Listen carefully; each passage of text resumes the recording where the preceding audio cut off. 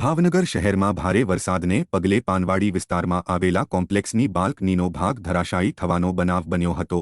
પાનવાડી વિસ્તારમાં આવેલા દેવનાથ કોમ્પ્લેક્સમાં આગળની તરફ બાલ્કનીનો કોર્નરનો ભાગ હોય તે અચાનક ધડાકા સાથે તૂટી પડતા લોકોમાં ભયનો માહોલ સર્જાઈ ગયો હતો। જો કે બનાવમાં કોઈને જાનહાનિ થવા પામી નથી।